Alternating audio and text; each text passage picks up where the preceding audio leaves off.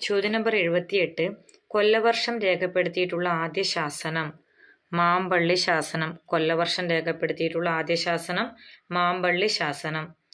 ചോദ്യം നമ്പർ 77. ഓണത്തെക്കുറിച്ച് പ്രതിപാദിക്കുന്ന സംഘകാല കൃതിയായ മധുരൈ കാഞ്ചിയുടെ കർത്താവാര്? മാങ്കുടി മരുതനാർ. ഓണത്തെക്കുറിച്ച് പ്രതിപാദിക്കുന്ന സംഘകാല കൃതിയായ മധുരൈ കാഞ്ചിയുടെ കർത്താവ് മാങ്കുടി മരുതനാർ. ചോദ്യം നമ്പർ 78.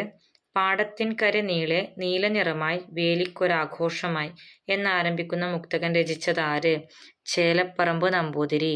പാടത്തിൻകര നീളെ നീലനിറമായി വേലിക്കൊരാഘോഷമായി എന്നാരംഭിക്കുന്ന മുക്തകൻ രചിച്ചത് ചേലപ്പറമ്പ് നമ്പൂതിരി. ചോദ്യം നമ്പർ 79. ചേരുംപടി ചേർക്കുക. പട്ടിക 1. അന്തർജ്ഞാനം, ഉദാത്തത, വസ്തു സംയോജകം, ഗ്രാമീണ ഭാഷ. പട്ടിക 2. Matthew Arnold, T S. Eliot, Wordsworth, Longinus. ശരിയായ ഉത്തരം option B, A 4, B 1, C 2, D 3. അന്തർജ്ഞാനം ലോങ്കിനസ്. അന്തർജ്ഞാനം ലോങ്കിനസ്. ഉദാത്തത മാത്യു അർണോൾഡ്. വസ്തു സംയോജകം ടി.എസ്. ഏലിയറ്റ്. ഗ്രാമീണ ഭാഷ വേർഡ്സ്വർത്ത്. അന്തർജ്ഞാനം ലോങ്കിനസ്. ഉദാത്തത മാത്യു അർണോൾഡ്. വസ്തു സംയോജകം ടി.എസ്. ഏലിയറ്റ്. ഗ്രാമീണ ഭാഷ വേർഡ്സ്വർത്ത്. ചോദ്യം നമ്പർ 80.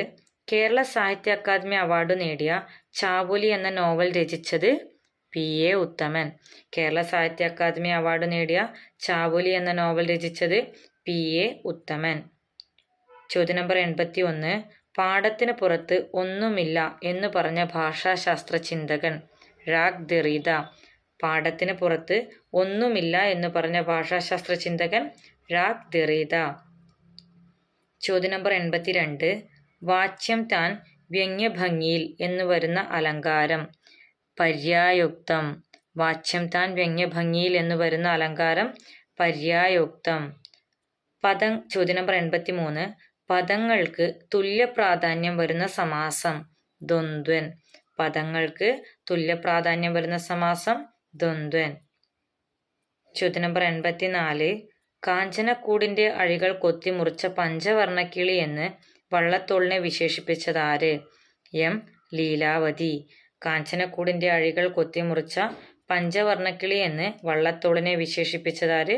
എം ലീലാവതി.